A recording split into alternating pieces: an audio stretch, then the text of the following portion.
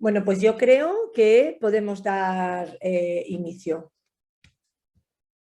Bien, bienvenidos o buenas tardes, sobre todo primero buenas tardes a todos y todas, bienvenidos a una nueva charla dentro de nuestro ciclo de expertos en las ADE, que nosotros llamamos, sabéis que no es un término oficial, pero sí oficioso, que desde la Fundación ALPE hace tiempo que llevamos usando, hace un par de años, cada vez tiene más aceptación y creemos que engloba mucho o que engloba prácticamente todo de lo que nosotros solemos hablar y trabajar, estudiar y atender, ¿no? Las ADE, sabéis, o para los que no lo sabéis, es la achondroplasia y otras displasias esqueléticas que causan enanismo. Nos referimos a las ADE porque así englobamos a todas esas displasias esqueléticas y además a veces huimos un poco de esos términos peyorativos o contradictorios que dependiendo del idioma se utilizan y a veces pues no son de buen gusto, ¿no? Como todo lo que conlleva alrededor de la palabra enano, enanismo, gente pequeña, gente corta, bueno, para huir de todas estas connotaciones y para además abarcar todas las displasias esqueléticas, en este caso que causan enanismo, pues empezamos a utilizar personas o niños con ADE, ASDD en inglés. Entonces, desde la Fundación ALPE sabéis que durante este año estamos llevando a cabo un ciclo de charlas de expertos en ADE, pues para acercar el conocimiento, el manejo clínico y las buenas prácticas pues a todas las familias, a todos los niños y adultos afectados y a todos los profesionales también que trabajan habitualmente en este campo, ¿no? Porque yo creo que siempre hay que estar en formación continua y siempre va a haber alguien que nos vaya a aportar, ¿no? Por mucho que creamos que sabemos. Entonces, intentamos crear este ciclo para dar cabida a todo este grupo de personas que creemos que es muy necesario que adquieran ese conocimiento. Sabemos que las displasias esqueléticas, muchas de ellas están englobadas en lo que se denominan enfermedades raras y por ello muchas veces tenemos muy poco conocimiento o el conocimiento y los estudios que hay a veces son poco accesibles. Entonces, yo creo o creemos desde la Fundación ALPE que creando este ciclo de expertos, este tipo de charlas en las que abarcamos todo tipo de campos y de temas, facilitamos esa información y la ponemos a disposición de los que realmente lo necesitan, ¿no? Para nosotros es un verdadero lujo poder contar hoy con la doctora Melita Irving. Seguro que muchísimos de los que estáis hoy atendiendo a esta charla la conocéis, habéis oído hablar de ella, habéis leído estudios y artículos o incluso habéis asistido a alguna de sus ponencias, ¿no? que da en muchísimos congresos. Ella es pediatra genetista, trabaja ahora mismo en el Evelina London Children's Hospital y además aparte de ser una de las mayores expertas en displasias esqueléticas, y tener un manejo clínico y un conocimiento y un estudio y ver un montón de niños durante toda su dilatada carrera, que eso es lo que le hace realmente ser experta, ¿no? No solo el poder hacerlo, sino la manera en la que lo hace, la implicación que tiene con todos los niños y sus familias en el día a día, ¿no? Con displasias esqueléticas que causan enanismo. Eso le hace ser una de las mayores expertas. Y además ella es investigadora y participa en todos los ensayos clínicos que hay ahora mismo en la achondroplasia, por lo que le hace todavía más conocedora aún de todo lo que hay detrás de un diagnóstico. Y eso pues es maravilloso, eso es darle, ¿no? el nivel y el estatus que tiene la doctora Melita Irving.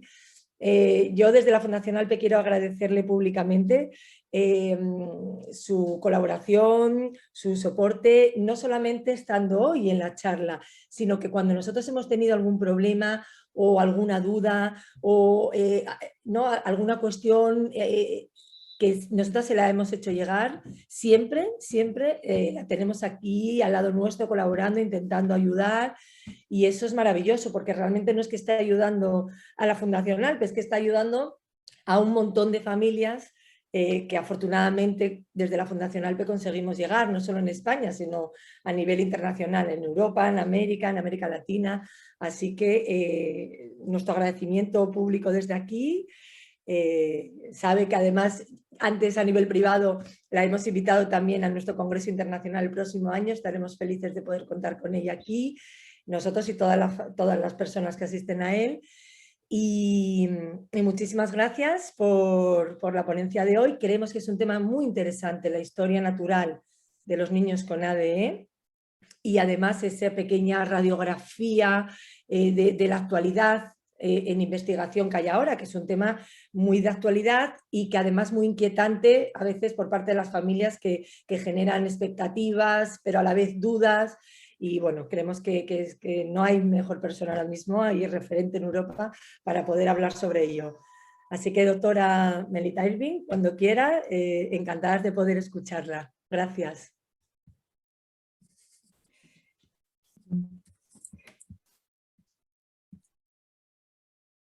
Well, thank you very much, Susanna. That was the nicest introduction I've ever had. Thank you. It was absolutely lovely. Thank you. Yes, and it's a great honor for me to be here with you all this evening. Thank you so much for this invitation.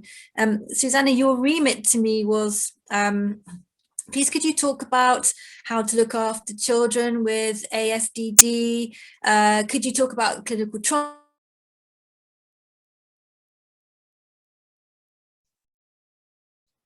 and ASDD by talking about natural history studies in ASDD, but primarily in achondroplasia, with a view to explaining how natural history studies are important, not just for our understanding of ASDD conditions, but also how that takes us into the possibility of doing clinical trials, which is a concept that applies not just to achondroplasia, but not just to the A of ASDD, but also to the SDD of ASDD. And I would like to think it's also leading the way in helping people and families and doctors and carers of people with different rare diseases that may have nothing to do with the skeleton at all. It's really paving the way to help other families and other conditions as well. So I've chosen to speak then about natural history studies and how we manage achondroplasia as an example of an ASDD condition, but I will also talk about other I'll talk about other SDDs as well.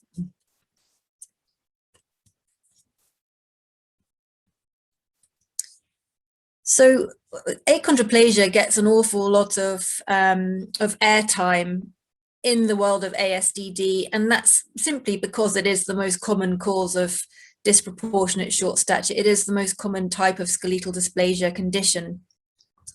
And we know quite a lot about it, but the more and more we learn, the more and more we realize we don't know and that there is still to find out. The picture on the right shows twin brothers, one of whom has achondroplasia and the other one doesn't.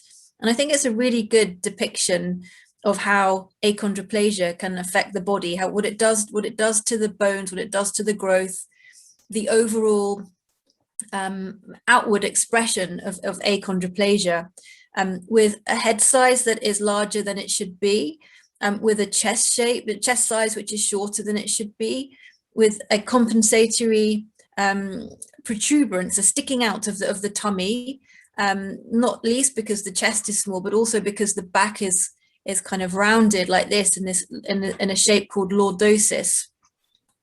And the limbs are shorter, not just the legs creating short stature, but also the arms. So if you look at this brother's arm, his hand extends to almost the middle of his upper thigh, but this arm, his brother's arm, is roughly at the level of his abdomen.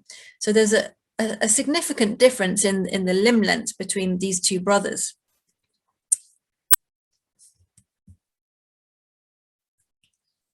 And achondroplasia is a genetic condition. That means it's caused by a change on one of the genes, one of the instructions to the body to grow and develop.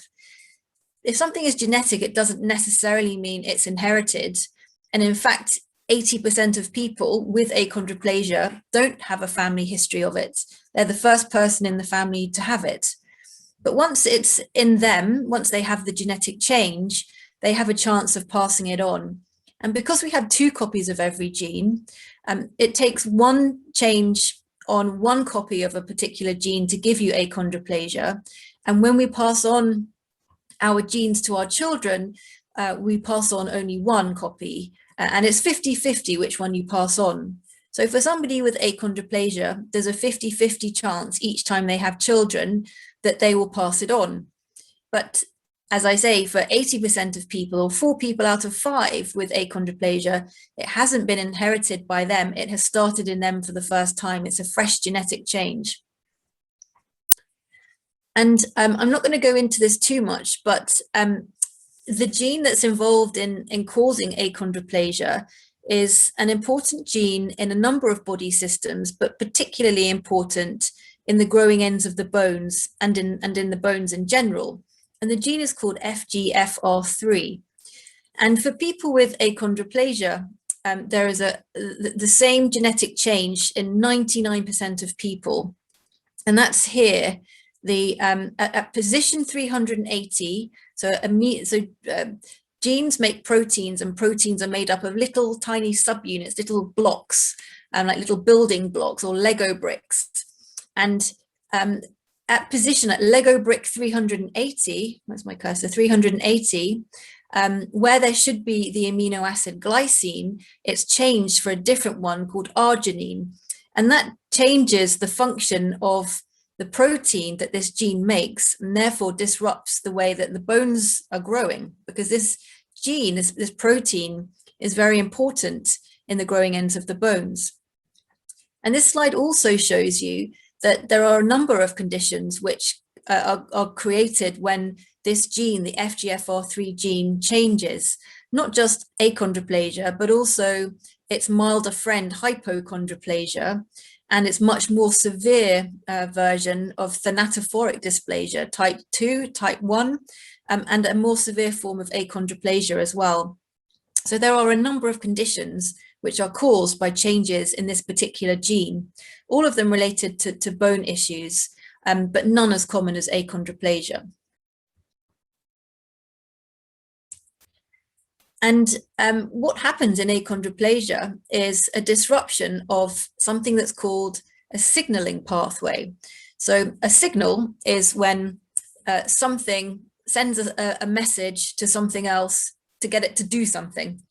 And in the FGFR3 signaling pathway, the usual plan is that the receptor, the fibroblast growth factor receptor, is sitting in cells in the growth plate, waiting for signals, waiting for signals to tell it to do something. And the signal it's waiting for is the fibroblast growth factor. And this is a protein which circulates around the blood. Its job is to stop bone growth. So when it finds its receptor, it tells it to stop bone growth. And the way it does that is by behaving a bit like a key going into a lock.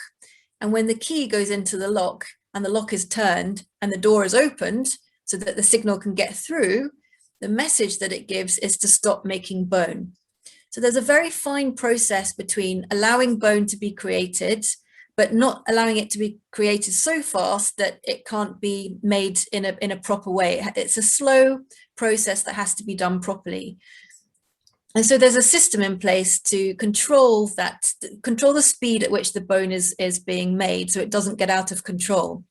And that is this FGFR3 signaling pathway. But in achondroplasia, that particular genetic change I was explaining with the Lego block that is swapped for another one, and when that happens, this whole process is triggered when there wasn't a signal telling it to do that. There wasn't the key in the lock. The lock just turned in all by itself. And so there's a constant message to the bones to stop growing. So that's why people with achondroplasia who have this particular genetic change which causes firing off of this signaling pathway have much more slowly growing bones, because there is this overriding message telling the skeleton, telling the bones to stop growing.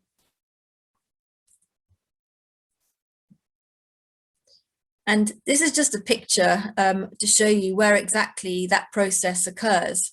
So this is these are two different cartoons of the growth plates. So the growth plates are like a slither of cartilage that is found at the growing ends of the bones. So if you imagine a thigh bone, there's a slither of cartilage at the end of the thigh bone close to the knee, and at the other end at the top close to the hip joint.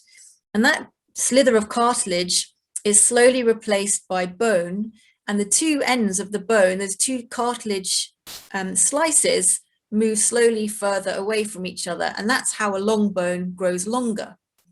And that's under very fine control by lots of different proteins and lots of different messages, including the FGFR3 messaging service, which, as I explained before, is in charge of inhibiting bone growth, stopping bones from growing.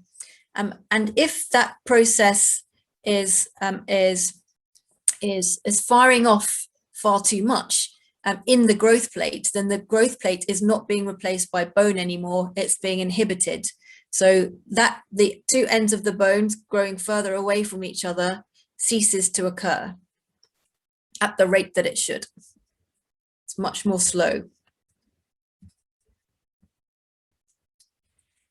And the consequence of that is that achondroplasia affects a number of different bones in the body. It's not just the legs, it's the arms as well. And it's not just the head, it is the spine as well. So there are lots, and it's not just the breathing tubes that are bony channels, bony tunnels in which air comes in and out, but it also affects the ear as well. So that's why people and children with achondroplasia have the possibility of developing lots of different complications or lots of different issues, because the bone everywhere in the body is affected by achondroplasia. And so the results of that depend on the age of the person, because different things occur at different times in life.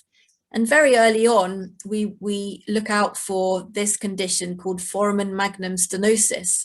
So at the base, this is an MRI scan looking at somebody from the side, and looking at a baby from the side. And what we look for is a narrowing at the base of the skull in a part called the Foramen Magnum. And the Foramen Magnum is a Latin term, and it means big hole. Laura, I can hear your translation in Spanish, which is okay, but I just wonder if we've lost the reciprocal. Are we okay? Okay, thank you. So yes, the Foramen Magnum is a Latin term, and it means big hole. And there's a hole at the base of the skull where the brain becomes the spinal cord. And that hole is lined by bone.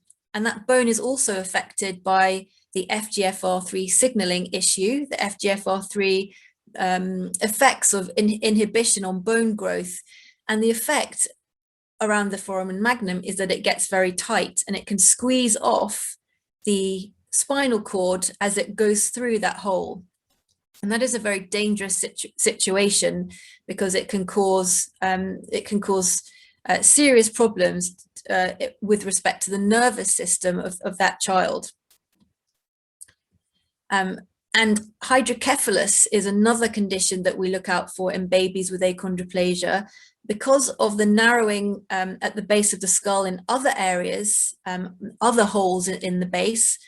We sometimes see children developing too much fluid on the brain, or hydrocephalus, which again can be a dangerous situation if the fluid-filled areas inside the brain get so full of fluid and get larger and larger that they start to squeeze the normal brain tissue, and that causes neurological problems as well. Children with achondroplasia are also more at risk of apnea, of stopping breathing, particularly when they're asleep, and that can be because of obstruction, because the nasal passages, the breathing passages are much narrower in children with achondroplasia. And so any soft tissue in there, like tonsils or adenoids, can quite quickly have the effect of blocking off the airways, obstructing the airways, and causing problems with airflow during breathing, which appears most apparent during sleep. So we see sleep apnea occurring with quite a high incidence in children with achondroplasia. And the middle ear is also a bony channel, and this can take on a different shape in children with achondroplasia, so that the fluid that builds up in the ear doesn't drain away properly, and it builds up like a sticky glue, which then stops the little bones inside the ear moving properly, stopping them from transferring the sound against the eardrum and transmitting that sound into the brain so that you can understand what you're hearing.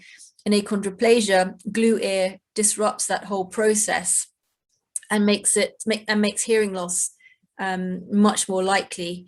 And again, that's something that we look out for, because we don't want anything to impact the learning and the development of children with achondroplasia, because otherwise their intelligence is absolutely fine. So we don't want anything to change that. And then the other complication that can occur because of the involvement of the bones in achondroplasia is this condition called spinal stenosis. So stenosis means narrowing. So we have narrowing at the foramen magnum stenosis, and we can also see stenosis in the spine as well, spinal stenosis. And this causes tightening or squeezing of the spinal cord further down the spine. So not high up in the foramen magnum like we see in babies in the first 1 or 2 years of life, but occurring later on, later in childhood and into early adulthood and later into adulthood, where the channel where the spinal cord runs becomes tight and stenosed, narrowed, so that it squeezes off the spinal cord, and then that can cause problems with movement, with pain, with pins and needles, with weakness. And so that is another bone consequence of skeletal of achondroplasia. And here is a child who is going through the limb lengthening surgeries with frames on her legs. She's in a wheelchair because she has them on both sides, lengthening different segments of her limbs to increase the length that they are through a surgical procedure.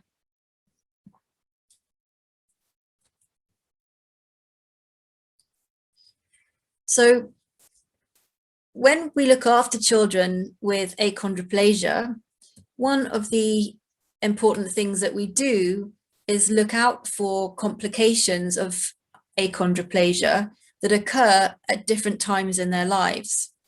And the reason to look out for them is because we can then do something to help them. So, for example, we actively, in our clinic at the Evelina London Children's Hospital, look out for foramen magnum stenosis and compressing the spinal cord. And so every child that comes to our clinic will have an MRI scan to look for that. And we look for hydrocephalus as well.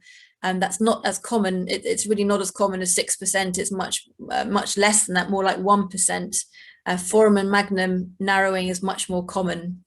And tibial bowing, bending of the lower legs, is common, as is this kink in the spine called kyphosis. So thoracolumbar kyphosis is a kink in the spine at the base of the thoracic vertebrae and at the top of the lumbar vertebrae, so halfway down the spine usually. We look for spinal stenosis and we inquire about symptoms of that in older children. We actively look for glue ear otitis media because that occurs in nearly 90% of children. So that's that hearing loss because of that glue, which is a very high incidence, and that causes a knock-on effect to learning to speak and hear and learning. So we want to pick that up early so that we can do something about that, usually to drain the glue away through using grommets. And removing the tonsils and adenoids is helpful in the when obstructive sleep apnea occurs, to create more space around those passages in the nose and at the back of the throat. So sleep apnea is a relatively common condition as well that, again, we specifically look for. And because stature is short, the body mass index, or the BMI, is often high. We know that the body mass index, the BMI, is not a good index, not a good measure in people with achondroplasia. But what we do know is that people with achondroplasia are more likely to have trouble with putting on weight and being overweight and then finding it hard to lose weight. So one of the things that we emphasize in our achondroplasia clinic is that parents should very early on adopt healthy eating practices and not allow their children to put on too much weight, because there's a tendency to do that, and that can have a knock-on effect in terms of health later on. It can make joint problems worse, it can make back pain worse, and along with obesity-related conditions come things like high blood pressure, diabetes, an increased risk of stroke, things like that, that we want to avoid at all costs. And then the activities of daily living and the psychosocial impact of achondroplasia cannot be forgotten and must be supported.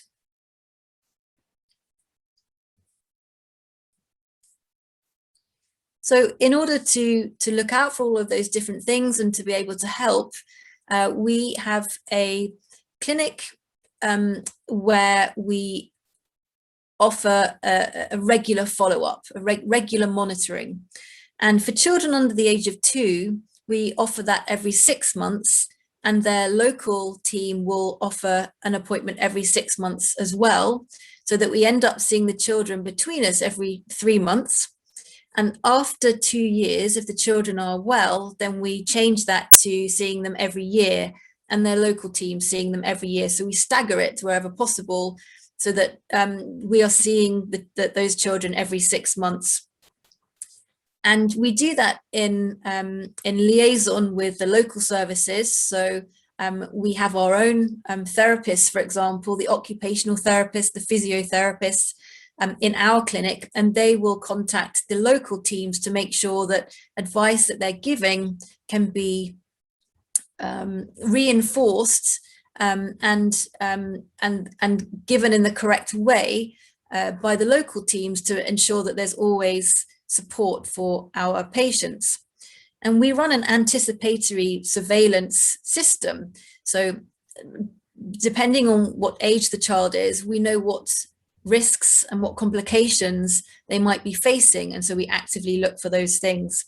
So for example, we do sleep studies every year until the children are 3, and we do an MRI brain and spine scan in the first 2 years of life. And depending on the timing, we may do a couple of scans. The reason being that the Foramen Magnum stenosis, that narrowing at the base of the skull, is more likely to occur in the first 2 years of life.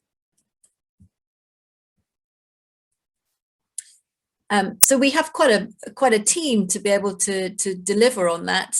The dedicated achondroplasia team is comprised of, so the team has doubled since this picture, I have to say. So we have 2 pediatric endocrinologists. We have Moira and Alessandra. We have 2 clinical geneticists. We have Melita and we have Rhoda. We have 2 occupational therapists. We have 2 physiotherapists. And we have specialist nurses as well who support the whole service. We make up the core team, but waiting in the wings just in case we need them are other specialists, like the pediatric radiologists and neuroradiologists who look at the scans and look at the x-rays. The respiratory team who look after children who develop respiratory problems because of achondroplasia.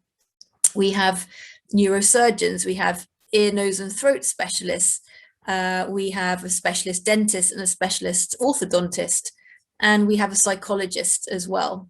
So there's a team waiting in the wings just in case we need those additional expertise, and orthopedics too.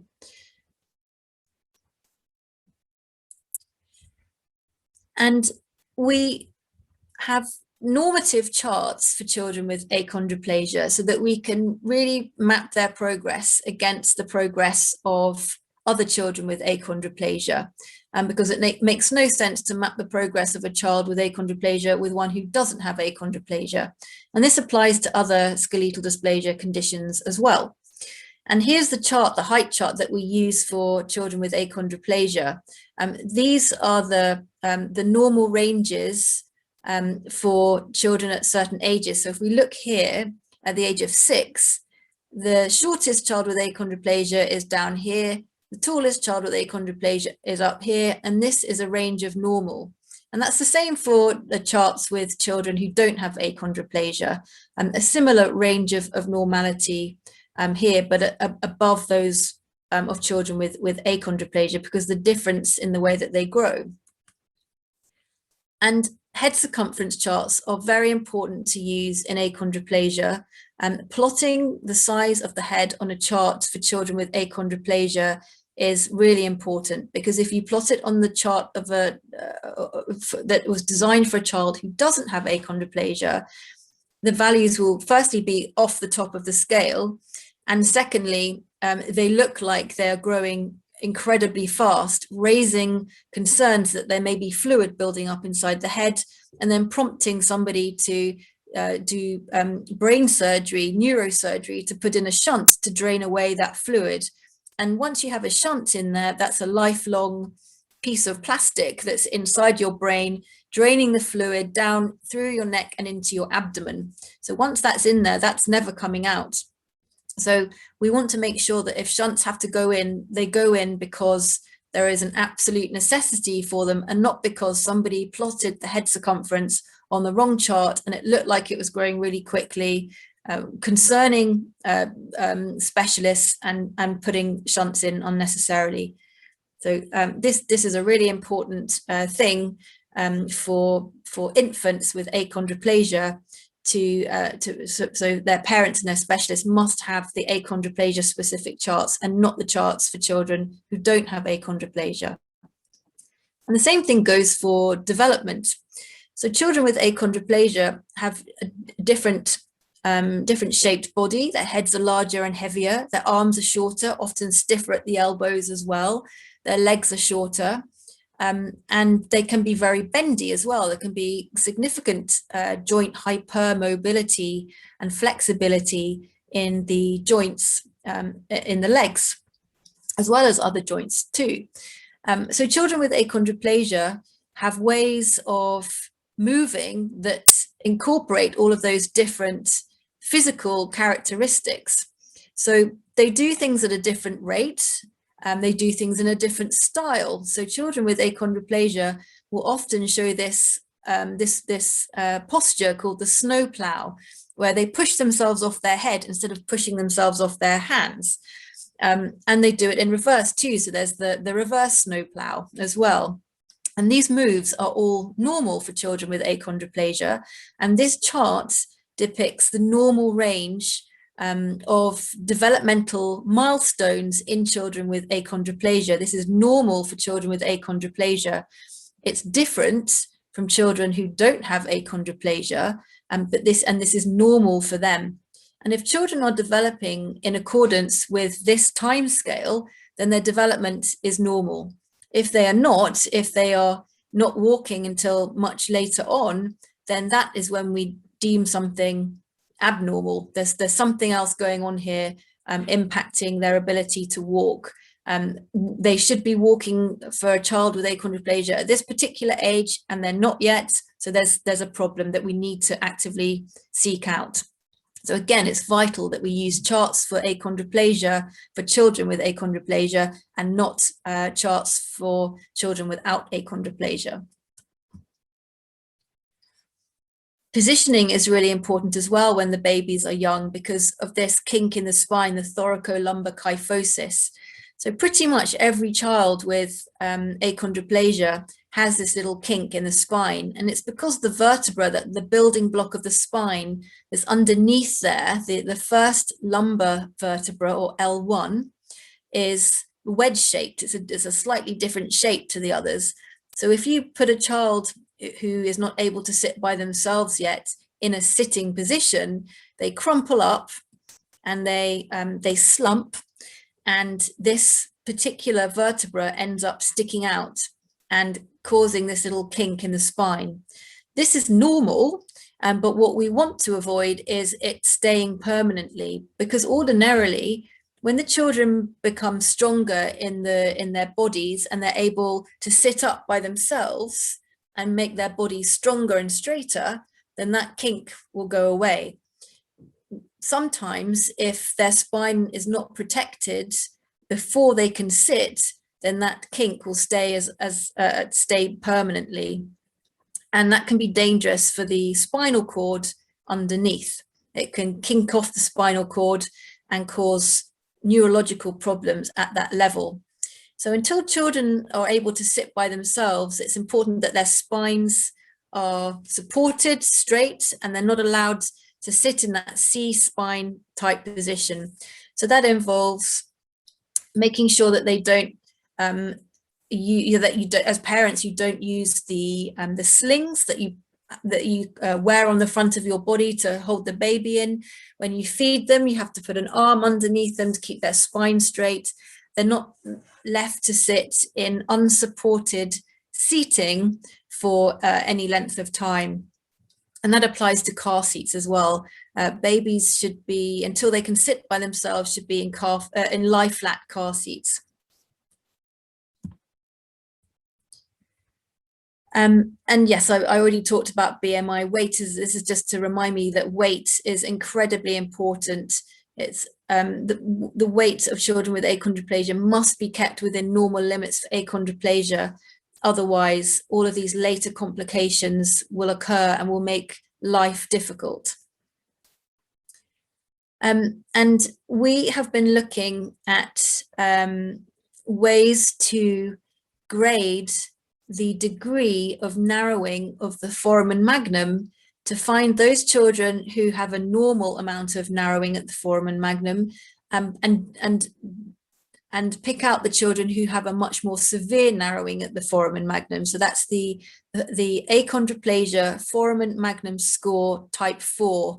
This is incredibly tight narrowing that requires pretty much immediate neurosurgical decompression. So a brain surgeon opening up this area of the skull to nibble away the bone to release the tightness on the spinal cord. Some type of narrowing is pretty common, but it can become tighter and tighter and tighter until there is such a degree of tightness that it needs to be surgically corrected. At this level, which is in between not too bad and terrible, in this area we will carry on monitoring to see what happens if it goes this way or if it gets worse and goes that way, requiring neurosurgery. So this is a scoring system that we only published towards the end of last year, but is being rapidly adopted across the world to help people determine the level of narrowing at the foramen magnum, which ones we can relax about and which ones we need to worry about.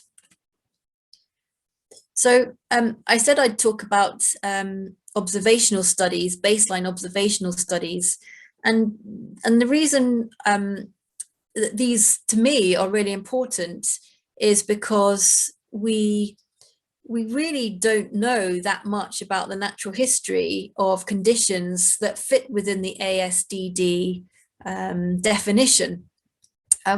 We haven't really across the years collected any information about what happens across the life course of somebody with an ASDD condition consistently. Lots of people have pockets of expertise or pockets of experience, but it has only recently, over the last 8 years or so, become the case that across the world, people are consistently and in the same way collecting data about conditions like achondroplasia. And what has triggered that? Well, it's clinical trials in achondroplasia that have really triggered that. Clinical trials in which there is an intervention, something that's being trialed to see if it improves a condition, can only be shown to improve a condition if you know what the condition was like before you started the trial, before you started with your intervention.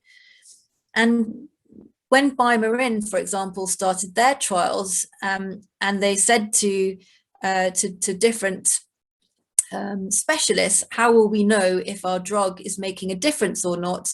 Show us your data that says what things are like before anyone has an intervention. Well, nobody had any data. So pretty much the whole world has started from scratch, pulling together, collecting the same information. But it has really increased our knowledge of achondroplasia over the last few years. And it has really highlighted all the complications that can occur, all the things that we need to do to look after children and look after adults with achondroplasia to make sure they remain healthy and strong and they're not impacted in a bad way by the physical condition that is constantly at play, affecting the way their bodies are working. So to my mind, the natural history studies have been a really, really excellent development in terms of how we look after people who have achondroplasia, and that will translate to other ASDDs as well, and even to other rare diseases in which there is no skeletal involvement, so other conditions that are completely separate. This is really leading the way and setting an example for many, many other genetic conditions. So all the intervention trials where there are drugs involved and injections in the case of the BioMarin studies, all of them start off with this baseline observational study. And when we first started the 901 study, that the emphasis was on growth, not least because for the medication to be shown to work, the main effect was anticipated would be on the speed at which the children with achondroplasia were growing. And we didn't know what that was until all of these studies started. But as time has gone by and we have other companies involved, not just BioMarin, but Theracon, Pfizer, QED, Ascendis, other companies in this achondroplasia area, the information that we're collecting at baseline has really increased and focuses not just on growth, but on many other aspects of achondroplasia. For example, what is the burden of surgical operations like for children with achondroplasia? I already talked about sleep apnea, I talked about glue ear, I talked about foramen magnum stenosis, spinal stenosis, tibial bowing. A lot of this involves surgical procedures, and often a surgical procedure has to be repeated. So one of the things that we do in the baseline observational studies is to find out exactly how many operations children with achondroplasia are faced with.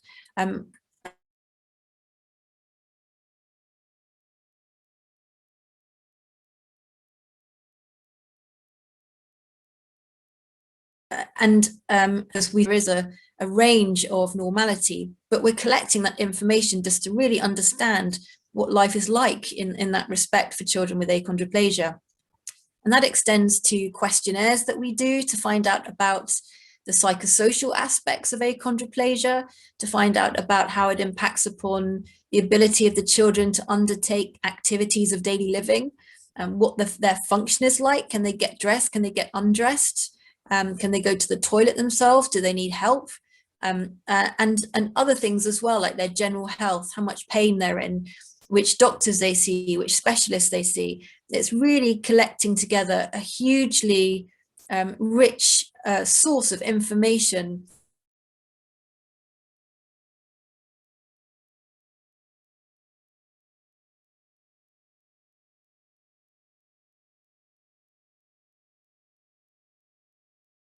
about exactly heights of children, which is the feeder study, which was the feeder study into the BioMarin studies, the BioMarin trials. The main objective was to work out what growth is like in children with achondroplasia. How fast do they grow? What is their growth velocity?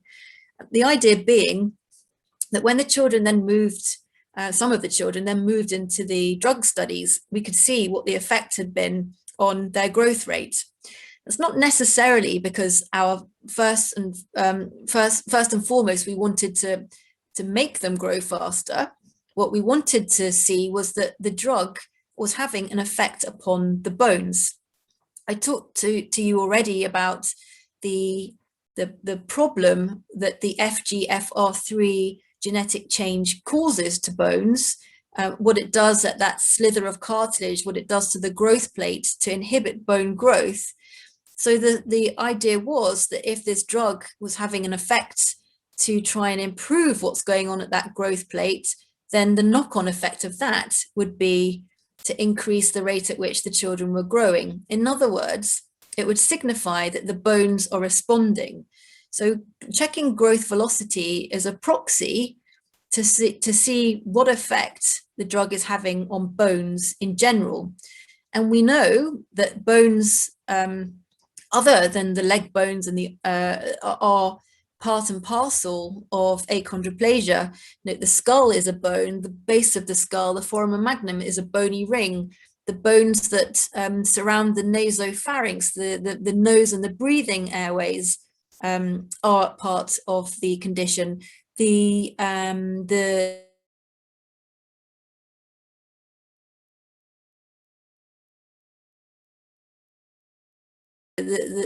bones, exits, the arms, all of these different areas of the body that are involved in achondroplasia that can cause those problems that we look out for in our clinic are involved, and therefore could be amenable to the drug to improve the way that that bone is functioning and relieve the sleep apnea, relieve the hearing loss, prevent the foramen magnum stenosis, prevent the spinal stenosis, help improve things in terms of function by increasing the long bone growth in the arms, for example.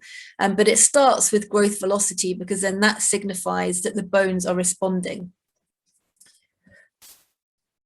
And when we run our studies, we're looking at lots of different elements of growth. It's not just height, but it's head circumference, it is sitting height, it is arm span, it is looking at all the different sections of the limbs. And here is Diana measuring the upper arm of one of our friends. And she does that 3 times to make sure that she gets a very accurate measurement. And she's doing it like this in London, and people are doing it the same way in Melbourne, in Paris, in Istanbul, in Washington. Everyone is doing it. We're all trained to do it the same way to make sure that we get very accurate measurements that don't vary from site to site, from hospital to hospital, because we were all doing it slightly differently. It's really important that we measure things accurately and we all do it the same way. Otherwise, we're just not helping people at all. So yeah, there are lots of different hospitals and countries and cities that are involved in the natural history study of achondroplasia for BioMarin, and there are similar sites and different and extra sites too for the other studies, in which there are natural history baseline observational studies in achondroplasia. And one of the reasons to measure growth velocity, this is one of the uses, was to show what the response is of the bones when they're exposed to the drug vosoritide in this instance. So at this end of the graph, we're looking at the growth rate of children in the natural history study.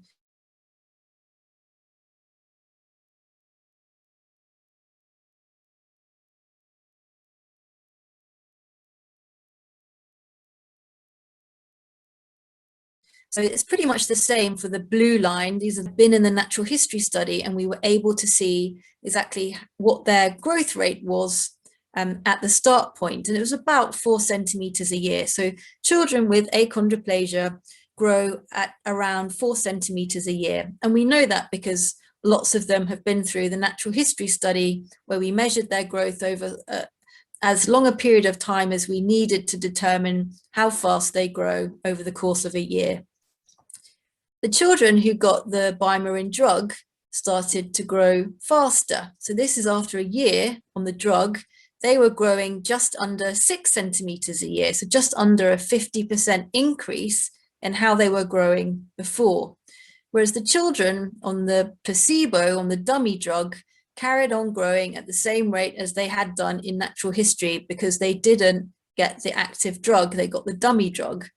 So at the end of their year, they were growing at exactly the same rate as they were the year before. And then those children were given the actual drug. And then over the course of the next year, they started to grow at a faster rate. In fact, they ended up at the same rate as the children that had been getting the drug for those previous 2 years. And again, showing a growth rate of that was higher than when they were in the natural history study. So that shows that the bones of the children with achondroplasia, when they were given vosoritide, were responding to the drug. We measured it in respect of their height, but there were other things as well that we could measure about their the way that their bones were working. Chemicals and proteins that are released from the bones to tell us that the way that they're working is more effective. It's improving, it's responding to the drug, and then we can translate that information from the height and from the growth velocity to other parts of the body where the bones are also involved in achondroplasia. And yes, this is just another way of showing that the bones carried on responding long into the study. So into a number of years after the children first started in this is the phase 2 study, but I think no, it's not. It's the phase 3 study. So growth rate continues to improve over a longer period of time. So the bones keep on responding; they don't stop after a while, as was the case with growth hormone therapy. And then what is also really encouraging is that body proportion. So the comparing the lower part of the body with the upper part of the body. So in other words, the spine growth with the leg growth, not only did not get worse in achondroplasia, as it did in response to growth hormone in achondroplasia, but that when children with achondroplasia got the drug for a longer time, it seemed to improve. And we are measuring the impact of drug on daily function, on the activities of daily living. And we expect that after a period of time, when we've collected together enough information, we should be able to, it's our hope that this information will have enough information to interrogate that will tell us, well, when the body proportions improved, did function improve? Did the activities of daily living get easier? And that's why we're measuring, that's why we're doing questionnaires to try and understand the impact of achondroplasia on daily life.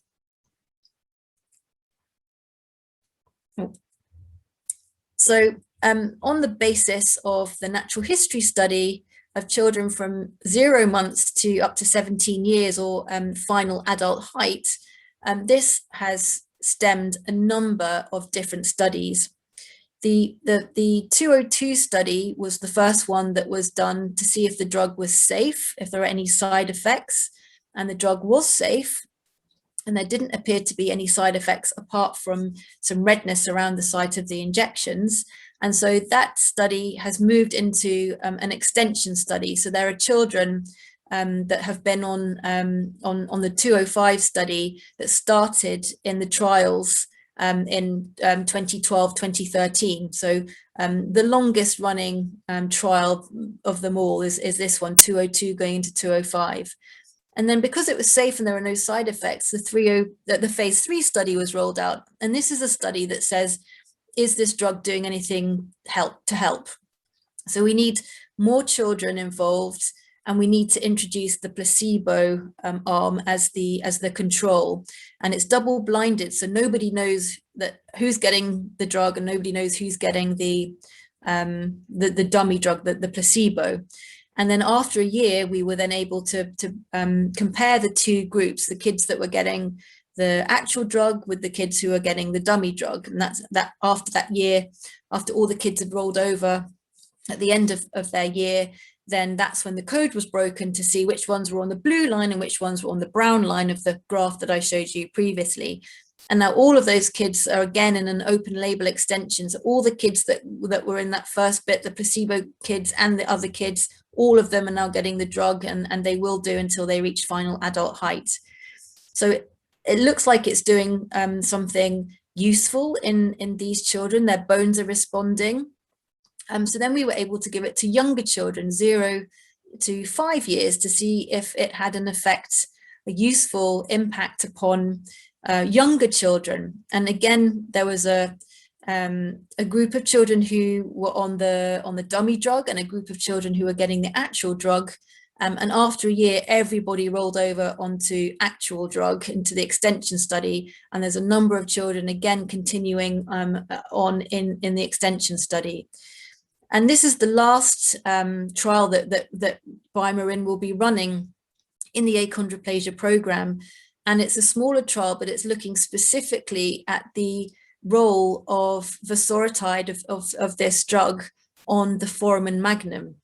The very specific question that's being asked is in children under the age of 12 months who have a tight foramen magnum that doesn't quite need surgical decompression, but we have to watch it in case it becomes one that does, can the drug alter the foramen magnum so that they don't end up needing surgery?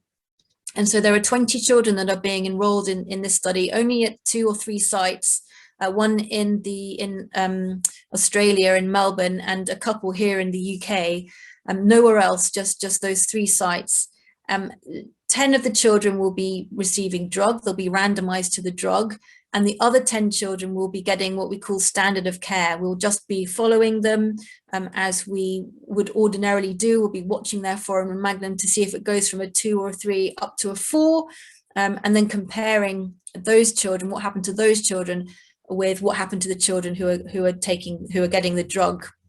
And then after a couple of years, all the children will receive the drug if they want to. They'll all be invited to, if their parents want them to receive the drug, they will all be invited to do that. So it's comparing doing nothing, so not even having dummy injections, with using vosoritide, seeing what its effect is on preventing the need for neurosurgery on the foramen magnum. So that's a really huge benefit to avoid neurosurgical interventions in very young babies. So there are different strategies, different ways that you can alter this signaling pathway that's activated in achondroplasia, sending off those messages to say inhibit bone growth, stop the bone from growing. And there are different ways to block that process. And this is the vosoritide drug that is based on a naturally occurring compound in the body called C-natriuretic peptide, CNP. Ascendis also have a a trial drug that is based on CMP as well, and they've moved into clinical trials in this area too. This is the drug that has been developed by QED. It stops the receptor from working, so the receptor cannot send its message to say inhibit bone growth, because the receptor is destroyed, really. So it's a bit like firing a gun at the lock. The lock isn't, you're messing up the lock completely. You can't get the key in anymore. And then this is the Theracon Pfizer drug, which is effectively going around the circulation, removing all the keys, removing all the signals, all the ligands that would fit into that lock, so that so they can't also trigger and unlock that door, as well as the genetic change that causes that lock to turn in the absence of the key. So getting rid of the keys as well, so the keys aren't also turning the lock that's already turning. So there are different strategies for doing that. So people often ask me, oh, is this gene therapy? It's not gene therapy. It's not changing the genetic code at all. It's changing the effects of the spelling mistake in the genetic code in different ways, different strategies.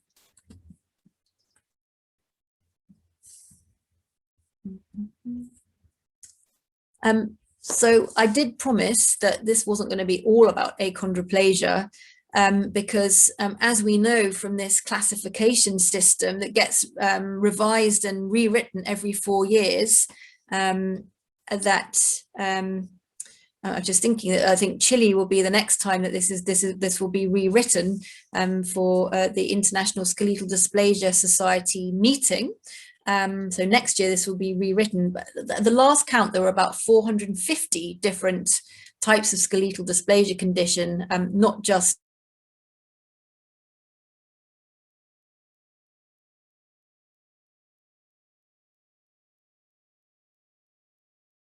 achondroplasia. There are a number that are really deserved of a program like the ones that are running across achondroplasia. Other conditions that are being considered for clinical trials include hypochondroplasia, pseudoachondroplasia. There are trials in osteogenesis imperfecta, X-linked hypophosphatemic rickets. There have been trials in multiple osteochondromas, FOP, fibrous dysplasia ossificans progressiva, lots of different conditions, but nowhere near as many as 450. And my concern about this is that a lot of this comes from companies themselves saying, developing things and saying, oh, we've got a drug that could work for achondroplasia, or we've got a drug that could work for pseudoachondroplasia. But it's going to take a lot of companies a lot of time to get through 450 different types of skeletal dysplasia condition. And increasingly, the power of the parent and the power of the carer is absolutely invaluable in driving the agenda for the particular type of skeletal dysplasia condition that that impacts their family or impacts them personally. And this is the kind of state of play in other rare genetic diseases, in which new ways of testing the genetic code mean that new genes are being discovered that might cause things like learning disabilities or intellectual disability, global developmental delay, autism, things like that. And individually, these genetic changes can be rare, but because of the power of the internet and social media and Facebook, etc., these parents and these families can find each other and create a critical mass that they can then between them say, right, we want to drive the research agenda. We want to let researchers know that our particular genetic condition, the one that is impacting our lives, is the one that is deserved of a new treatment, and they can start to drive the agenda. And I think that should be the case with skeletal dysplasia as well, because if you're a parent of someone with something like let's use pseudo-achondroplasia again, then you might be waiting a long time for something to come up. And that's only if somebody somewhere is interested in developing something. But if you reach a critical mass and shout loud enough, then it may be that you can drive that agenda, you can influence the development of better knowledge around that particular condition, whatever form that might come in. And in terms of clinical trials, there's another very exciting development, and that's something called drug repurposing. So this is where we can use drugs that are already in existence and use them for different purposes. So a very good example of this is a drug called Carbamazepine, which has been around for 50 years or so. It was developed to treat epilepsy and seizures. And researchers in Manchester discovered that this drug has an effect upon the growth plates. It can change the way the growth plates work in children with one of those 450 different types of skeletal dysplasia condition called SMID metaphyseal dysplasia. And because they worked out in the laboratory setting that carbamazepine might work in SMID, there are now clinical trials involving children with this condition, taking carbamazepine to see if it can improve the way the growth plates work in them, stop them from having bone deformities, stop them from having pain, and making them stronger in childhood, which lasts into adulthood. And because this drug has been around for 50 years, we know its side effects, we know that it's the side effect profile, we know we know how to use it, how to prescribe it, and it's very cheap. And so in this setting, this discovery was made long after the biomarine studies were started, and it's racing streets ahead compared to those other clinical trials, because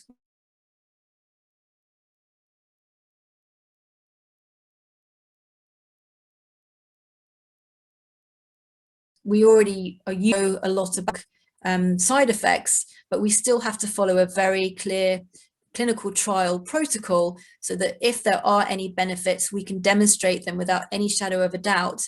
And if there are any problematic side effects, we can pick them up quickly and we can stop this. But suffice it to say, so far, so good. It's looking very promising, at least in its concept. And of course, there is a lot of controversy still over whether treating ASDD conditions is a good thing or a bad thing. I understand that some people, it's not for them. It's not something that they want to engage in. But the difference nowadays is that there are options. So if you're one of the families that is constantly contacting me and asking for ways to become involved in the clinical trials, then there is something for you.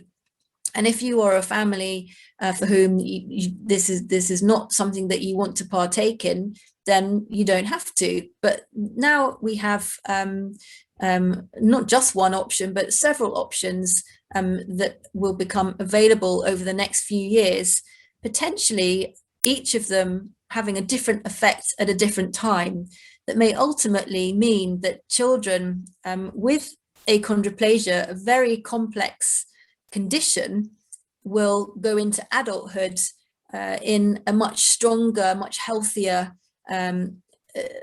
much more beneficial place than how that has been in the past. So there is a great deal of hope around what all of this might achieve. And as I said before, it's the lessons that we're learning could apply to other types of rare diseases as well, and not just in the ASDD world, but also in other rare diseases. So I'm coming to the end now with my thank yous, and all of this, all the work that we do. This is the research team. All the work that we do is very much teamwork, and we all do something different to make it happen. And the kids that we work with are absolutely fantastic. And we all feel like part of one huge family. We know each other so well, we spend so much time together, that it makes going to work every day really, really enjoyable and fulfilling. This is the research team, and then we also have the clinical team as well, again, which is a wonderful team that I love working with. We're achieving so much with our knowledge of achondroplasia. We now run 5 achondroplasia clinics a month and 3 skeletal dysplasia clinics a month. We have around, I don't know, 600, 700, maybe even 800 children with ASDD. And those numbers are increasing all the time because of the draw of the referral base of people finding us and wanting to come to our centre. So that means that our knowledge of achondroplasia is increasing day on day, and it's good that Susanna and people like you and teams like you, with all the work that you're doing, allow me to share that knowledge with you. So thank you very much for listening.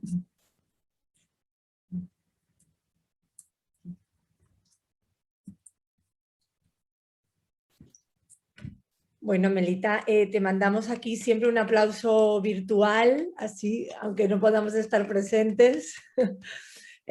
Como siempre, muchísimas gracias. Tus exposiciones son francamente buenas, sobre todo por lo que siempre intentamos decir, que el lenguaje sea accesible, que sea comprensible para las personas que estamos detrás, porque es verdad que hay algunos profesionales que he visto dentro de los asistentes, pero hay muchas familias también que lo que necesitan no es solamente tener el conocimiento, sino entenderlo. Y yo creo que eso es muy importante por parte de los profesionales, que el lenguaje que utilicéis, que la manera que tenéis de explicarlo es tan accesible y se entiende tan bien que realmente de verdad es de agradecer porque tiene méritos, ¿verdad? Cambiar vuestro registro a veces es difícil, pero para nosotros, para los que recibimos la información, es realmente gratificante y muy, muy, muy, muy útil, ¿no? Para poder asimilar todo este conocimiento. Así que muchísimas gracias. Ha sido una exposición y una charla maravillosa, maravillosa. Has tocado un poquito todo, ¿no? Ha sido extensa, pero has tocado un poquito también la clínica, ¿no? Y las complicaciones más importantes que hay que tener en cuenta. Y luego una última parte de investigación, así que ha sido muy completa. Tenemos varias preguntas. ¿Tenemos un tiempo para poder hacerlas? ¿Cómo vamos? ¿Sí? Muy bien. No, I do, yeah. Yo las he ido un poco ordenando en lo que se refiere a investigación y lo que se refiere al manejo clínico. Si te parece, para tener un poco todas las ideas, no solo los que lo han preguntado, sino el público en general, que también lo tenga un poco ordenado, ¿no?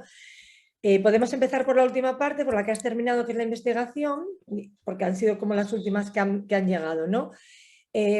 Lo primero que sí que es verdad que a mí me gustaría compartir contigo, y a ver cómo te parece a ti tu opinión, porque nosotros desde la Fundación, como organización de pacientes, siempre intentamos hacer ver a las familias, no solo de España, en la que hay los 4 ensayos clínicos, sino muchas familias de otras partes del mundo que se dirigen a nuestra organización con preguntas y con dudas. Lo que sí que queremos hacerles, y eso es muy importante tu opinión al respecto, es dejarles claro que independientemente que hay un fármaco o que va a haber un fármaco casi inminente, pues a principios del año que viene, quizás el primer fármaco vosorotide pueda estar en el mercado, lo que nosotros queremos intentar transmitir a las familias es que no deben de descuidar el cuidado del niño o de la niña desde el nacimiento con achondroplasia o otras displasias esqueléticas, independientemente que el fármaco esté disponible, que lo vayan a dar o no, que el niño esté en el ensayo clínico ya o no, el fármaco en sí puede paliar ciertas complicaciones que tiene la achondroplasia en este caso. Puede mejorar esa velocidad de crecimiento, vamos a ver si ese Foramen Magnum resulta positivo o no, pero en realidad la achondroplasia y las otras displasias esqueléticas muchas veces traen problemas que van más allá de la altura, como tú has dejado patente en la primera parte de la charla. Entonces, queremos hacer hincapié en mentalizar a las familias que independientemente que el fármaco es maravilloso y hay grandes expectativas y creemos que va a traer cosas buenas, no deben descuidar ese cuidado desde el nacimiento, esa atención temprana o estimulación precoz que nosotros llamamos de fisioterapia, de estimulación, de logopedia, de rehabilitación, de control de otorrino, de control del foramen magnum con la neurocirugía, de todo este tipo de trabajo que es continuo a lo largo de la vida de las personas y de los niños con achondroplasia. Creo que independientemente que el fármaco esté o no, debe de ser continuado, no deben descuidarlo, tienen que seguir haciendo mucho hincapié en ello, ¿no? Bueno, ¿qué te parece al respecto? ¿O que puedes apoyar, ¿no? Un poco esa concienciación de las familias? I agree. So one of the points I was trying to make is that from these clinical trials has come a rapid and very comprehensive increase in what we know about achondroplasia in particular. We didn't know about the rate of complications before. We didn't understand so much about achondroplasia. So whatever happens in the clinical trials, we now, achondroplasia has been put on the map. People are much more focused on it. People are much more focused on helping children with achondroplasia and doing things that will last into adulthood, last all their lives, healthy practices and reducing the pain and the problems and the weight gain and this apnea that can occur later on in life. So the trials aside, the drugs aside, there's been a huge amount of benefit in our understanding, and that's translated into how we manage and look after people with achondroplasia.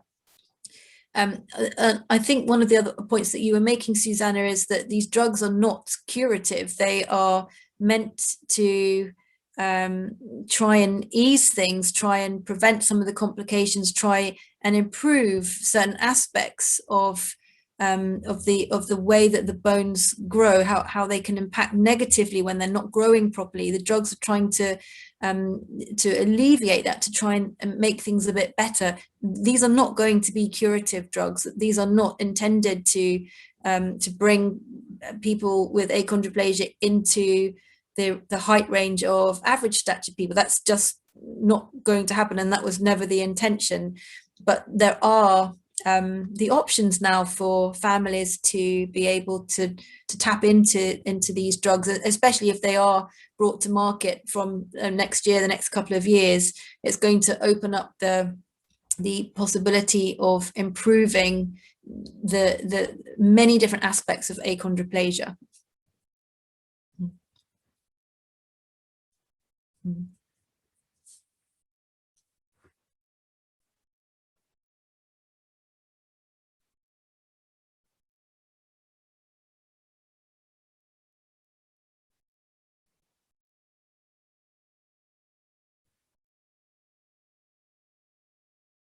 Yeah, Susanna, you're muted. Estoy mutada, perdón. Perdón, sí, no me había dado el micrófono. Hablaban de que están llegando muchas preguntas porque se habla de un estudio, un posible estudio, un ensayo clínico para hipoachondroplasia por parte de Biomarin. ¿Sabes algo al respecto?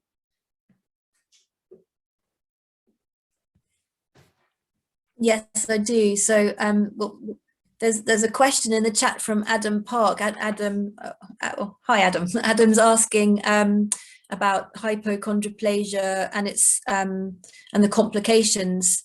And hypochondroplasia doesn't have the same complications as achondroplasia in that we don't see foramen magnum stenosis, we don't see such a high level of we don't see hydrocephalus, we don't see those sort of really life-threatening types of complication.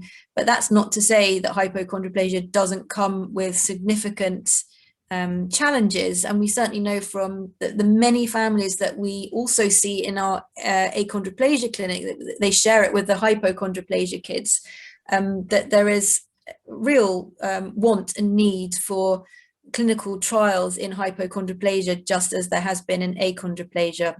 But I think the endpoints will be slightly different. The emphasis will be different to reflect exactly the kinds of challenges that hypochondroplasia brings. So there is a proof of principle study going on in America at the moment, asking the question, could vosoritide be effective in helping children with hypochondroplasia overcome the difficulties that condition presents? So I think momentum is gathering to move into the clinical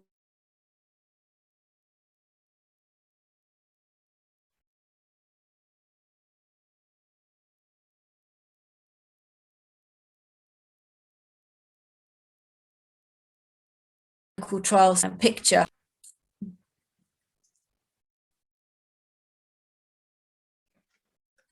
Muy bien, gracias. Sobre estudio de calidad de vida, preguntan si se está haciendo, si se tiene pensado hacer en adultos. Sabemos que es un tema que tenemos siempre pendiente.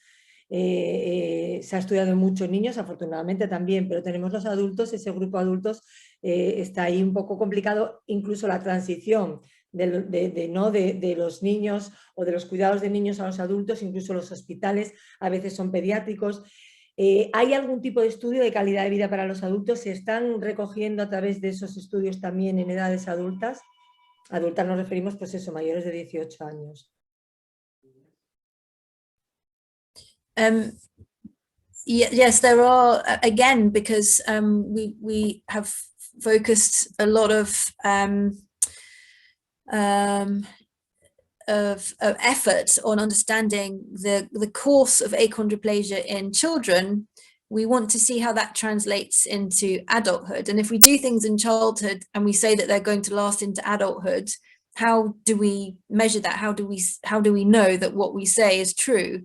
So there are quite a few studies going on in different countries looking specifically at adults with achondroplasia, understanding their general health, understanding blood pressure, how much weight they carry, where is it the same kind of weight and type of fat tissue that other people have, or is it different? How does achondroplasia impact health in other ways, operations, spinal stenosis, pain, sleep apnea, that sort of thing. So there is a lot of focus around this area at the moment. And there are lots of things that are starting to be published around that. So yes, if you want any suggestions for other speakers for your cycle, then I'm happy to to suggest some people if that's an area that you're that everyone's interested in.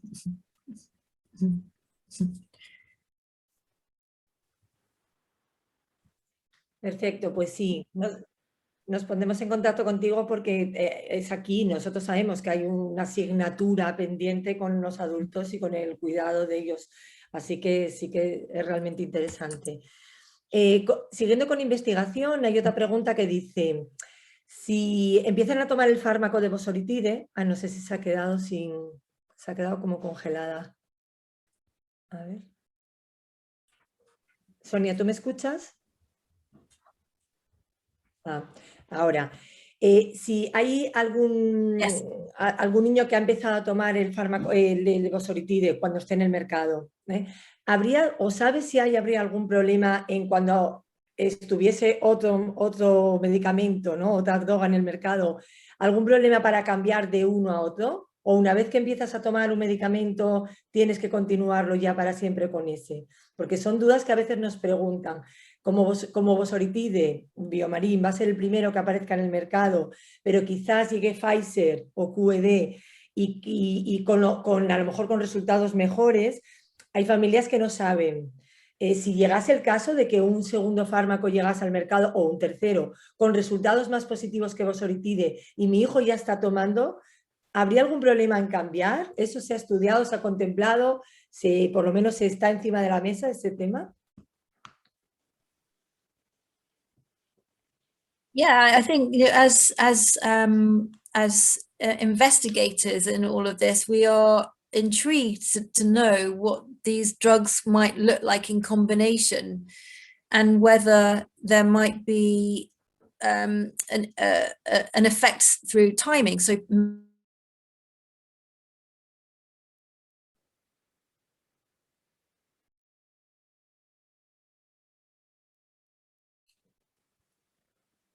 se ha quedado congelada otra vez.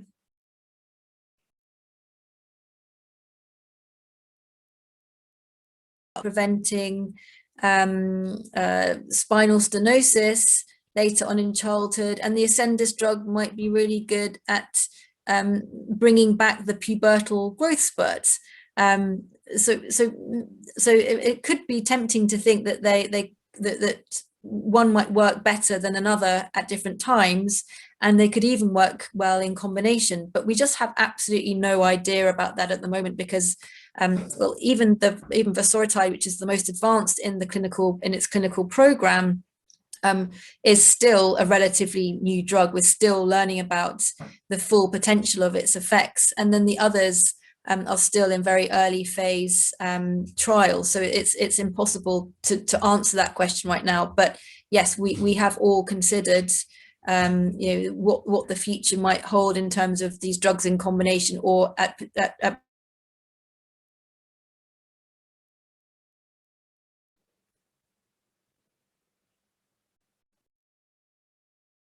No sé si tiene algún problema de conexión. particular times. And I think we'll only know that once the clinical trials.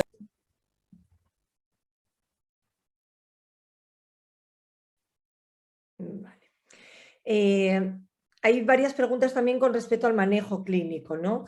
Cuando hablas de la cifosis que a veces tienen los bebés, que empezabas un poco la charla un poco con esa estructura en la espalda, hay también mucha polémica con el tema del corsé. Bajo tu punto de vista, tu experiencia, tu equipo multidisciplinar, ¿aconsejáis o no aconsejáis el corsé cuando hay ese tipo de cifosis?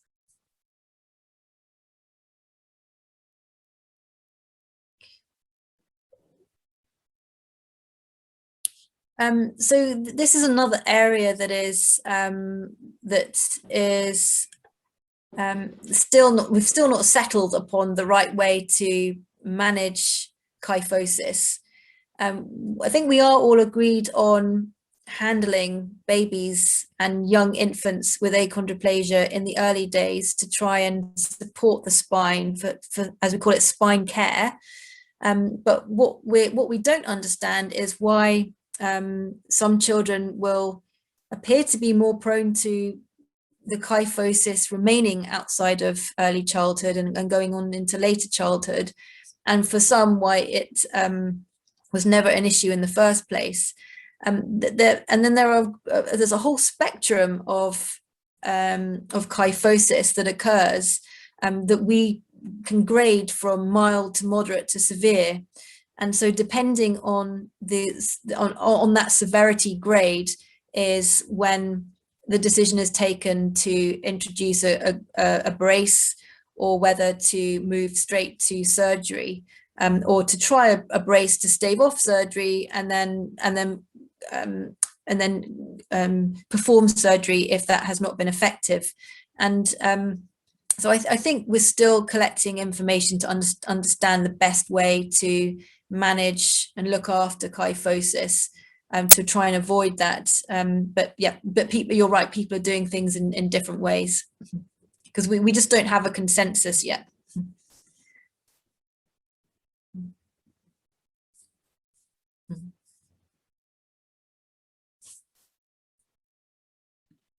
Tampoco existe mucho consenso, o por lo menos en España, no sé, por eso queríamos preguntarte si en el Reino Unido era parecido, con respecto a cuándo intervenir en el Foramen Magnum.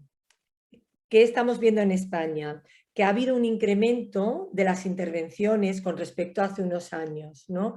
Nosotros siempre intentamos decir desde la Fundación, bajo los años de experiencia que tiene la Fundación y los profesionales de nuestra propia clínica, que se tenga muy en cuenta la clínica, ¿no? Los síntomas del niño antes de intervenir, no solo la resonancia, porque cuando tú ves una resonancia de un niño con achondroplasia siempre el foramen magnum va a estar con algún tipo de obstrucción, se le va a ver más obstruido, más pequeño. Entonces, dependiendo de quién vea esa resonancia, a veces mandan operar automáticamente. En Inglaterra estáis viendo que hay un incremento también de operaciones de foramen magnum. ¿Crees que de esas operaciones hay muchas que se pueden evitar? Nosotros en España sí que tenemos esa sensación, que muchas se pueden evitar haciendo o atendiendo a la clínica, a los síntomas, más que a la propia resonancia.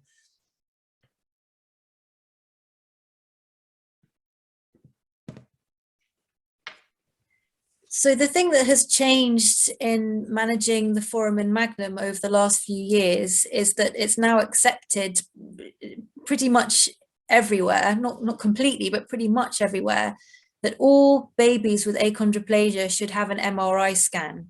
Because actually what we discovered was that the clinical signs that would indicate a baby or a young child has foramen magnum stenosis are usually not there. We don't see anything physically. We don't see anything on the sleep study. We have no indication which child has foramen magnum stenosis other than for the MRI scan.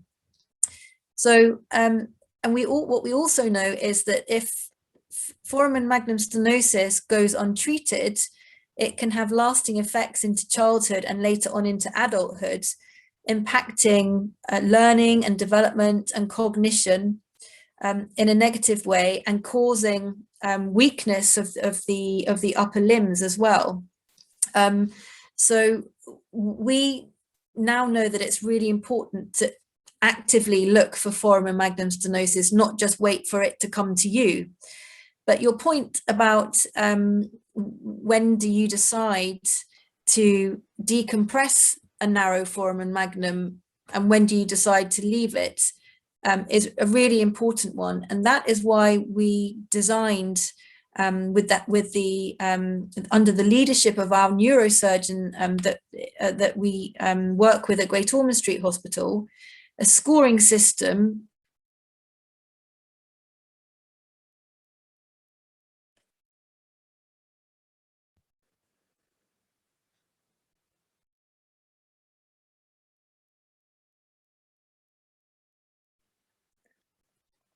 Se ha quedado sin conexión. Y era to the spinal cord, which is damaging just to limit the surgery to those children and not to everyone. So when we use the scoring system, we see children in which there's a severe compression, and they're the ones that need the neurosurgical decompression pretty much immediately. That's the most severe, score 4. Then there are the children that are score 1 or score 2, which is narrow, but it's not causing a problem. And then there's the children, and so they don't need surgery. And then there are the children who've got score 3, who could go either way. They're okay right now, they don't need neurosurgical decompression, but it's looking tight, that foramen magnum. Is it going to get tighter, or is it going to get looser as the child grows? So the scoring system is really important to monitor what happens over time, but also to avoid unnecessary surgery when you see some narrowing that actually doesn't need decompression.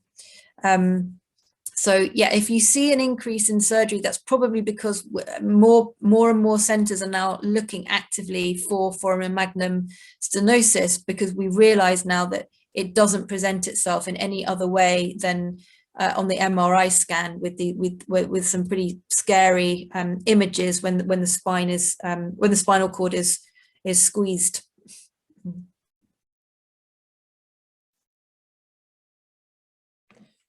Hablando de las resonancias, hay una pregunta que va un poco en esa línea, es ¿cuándo hacer sin tener síntomas claros? ¿Cuándo hacer las resonancias? ¿A qué edades y con qué frecuencia aconsejas hacerla? Sin una sintomatología, sin una complicación, ¿no? O sea, ¿a qué edades empezar o hacer la primera y con qué frecuencia hacerla?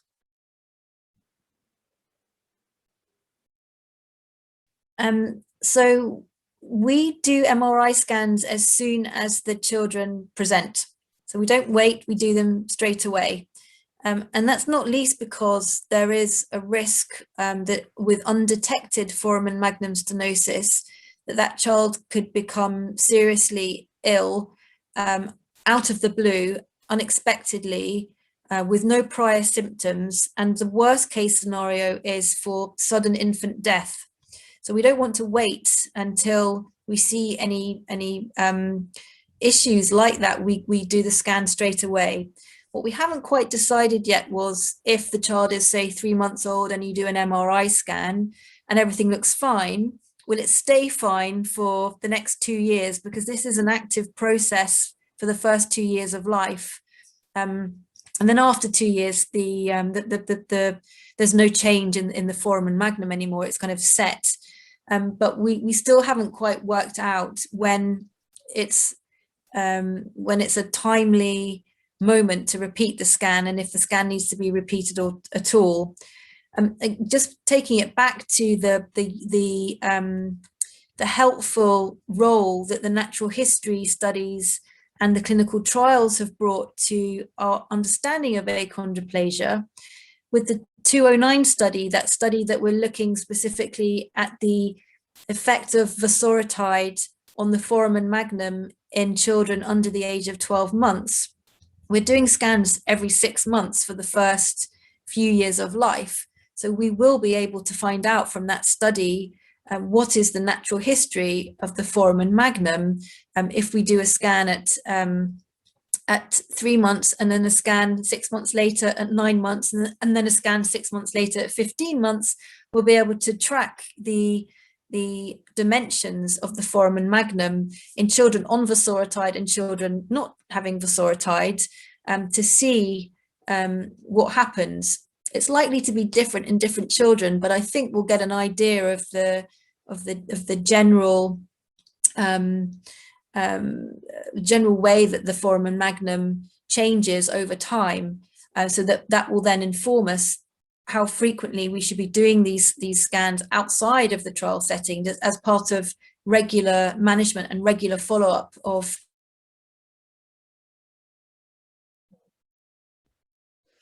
Pues sí, será interesante saber los resultados de ese estudio, porque realmente pues no hay criterios muy claros con respecto a las resonancias. Yo no sé si se ha quedado otra vez sin conexión. Ahora sí. Que decía, doctora, que será muy interesante saber esos resultados, porque realmente no hay un criterio ni hay un protocolo establecido exacto de cuándo hacer la resonancia. Nosotros en nuestra infografía pones que en el primer año de vida necesitan una resonancia para lo que tú dices, tener una referencia, pero luego si no tiene clínica, si el niño está bien, no sabes si repetírsela al año siguiente o a los 6 meses, porque bueno, también necesitan una cierta sedación para pasar por la resonancia. Entonces los padres deciden si merece la pena o no. En fin, es un tema que sí que es controvertido. Evidentemente los resultados están ahí, ¿no? Y sí que sería interesante cuando salgan los resultados de ese estudio, merecerá la pena, ¿no? Saber si hacer pasar a los niños por resonancias o no, sí. Yeah, I mean, that puts me in mind of a really important point, that achondroplasia should be managed in hospitals and centers where there is expertise. So the MRI scan should be looked at by neuroradiologists and neurosurgeons who are very familiar with the condition, so they know what is narrow and what's dangerously narrow and what's not dangerously narrow, which ones need the intervention. That the anaesthetists are specialists in doing general anesthetics for children with achondroplasia, which is important to make sure that you don't cause any problems with the anesthetic in the context of complications of achondroplasia, the sleep apnea, for example. So all of this should be done in a specialist setting.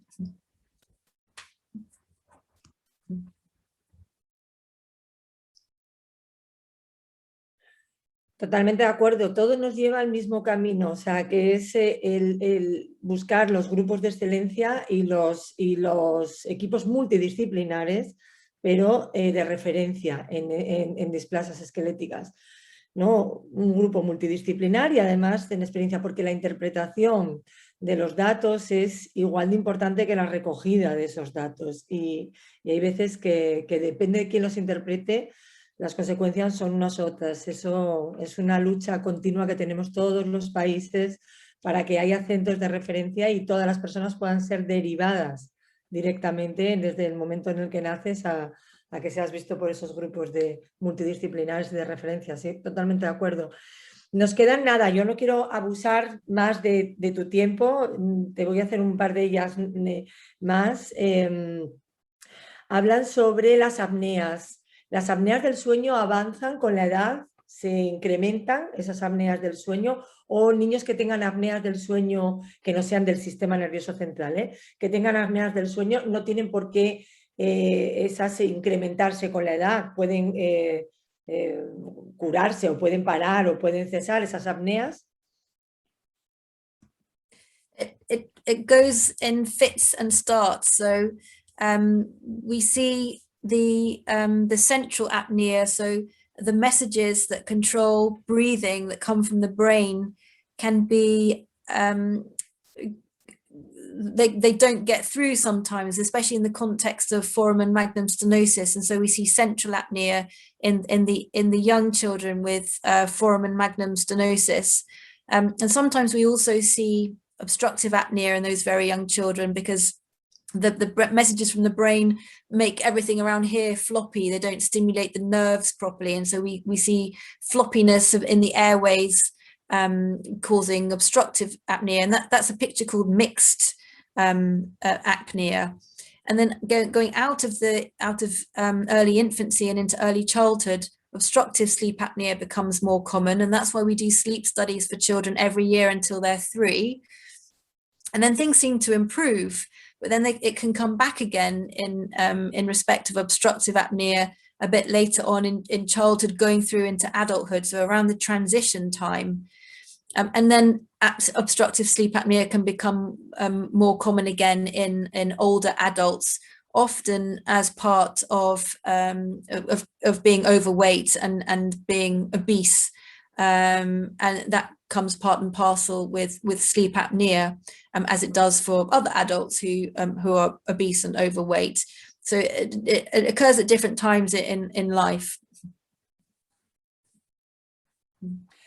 Bueno, yo creo que una última y está, aunque tenemos un montón, pero bueno, podemos también, si no, enviártelas por email, o bueno, y tú tranquilamente puedes contestarlas y no robarte más tiempo. Pero ¿se ha estudiado la sudoración de los niños con achondroplasia, que es a veces tan importante? Y cuando vemos diferentes ensayos de vida, por ejemplo, ¿no?, de historia natural, no solo de Biomarín, sino del resto de laboratorios o de compañías, que vemos que sería un dato muy importante para estudiar, ¿no? O sea, sabemos que los niños con achondroplasia, sobre todo ¿no?, desde que nacen o de bebés, tienen ese grado de sudoración tremenda, asociado evidentemente a la mutación, pero ¿se ha estudiado realmente específicamente el origen, o qué consecuencias puede traer esa sudoración, o cómo equilibrarla?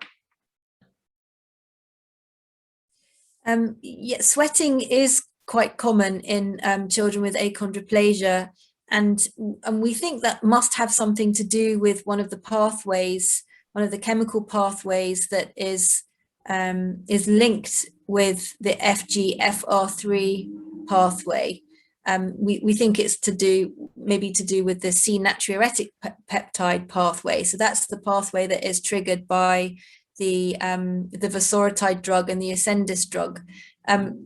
But we're not sure. And my colleague Moira Chung, the pediatric endocrinologist that I work with in the achondroplasia clinic, feels that sweating is not just specific to achondroplasia, but it happens in lots of different types of skeletal dysplasia condition, lots of conditions in which there's a change in the way the bones function in terms of bone physiology. So yeah, that really brings us back to the ASDD theme, in which sweating seems to be part of a number of skeletal dysplasia conditions, not just achondroplasia, but in direct answer to your question, we don't know why that is, but it is a really prominent feature.